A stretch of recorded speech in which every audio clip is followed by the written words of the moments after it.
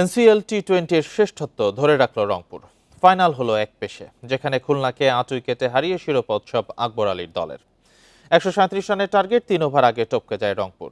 Match সেরা নাসির হোসেন আর tournament সেরা আকবর। খুলনার ব্যাটিংয়ে বাংলাদেশ দলের ছায়া শুরুতেই ধস। দ্বিতীয় বলে নাসুমের শিকার ইমরানুজ্জামান। বিজয়ের রান আউটে বিপদ বাড়ে। সৌম্য এক অঙ্কে আউট হাসিমের বলে। আফিফের ইনিংস বড় হয়নি ইকবালের বিরুদ্ধে।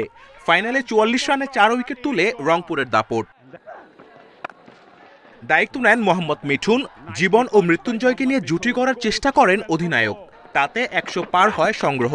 মৃত্যুঞ্জয়ের ১৩ বলে ২৪ রানের ক্যামিও, মিঠুনের ৩২ বলে ৪৪ রান। শেষ পর্যন্ত ৮ উইকেটে ১৩৬ খুলনার বোর্ডে। মামুনের জোড়া উইকেট। ছোট টার্গেট কঠিন হয়নি জাভেদ নাসিনের দুরন্ত শুরুতে। পাওয়ার প্লেতে বিনা উইকেটে ৫৫ রান তুলে রংপুরের নিয়ন্ত্রণ। ৬১ রানের জুটি ভাঙে সপ্তম ওভারে। জাভেদ ফেরেন ২৭ করে। ওপেনিংয়ে নেমে আবারও কার্যকর ইনিংস নাসিরের। তার ৪৬ রান শিরোপার কাছে এগিয়ে দেয় দলকে।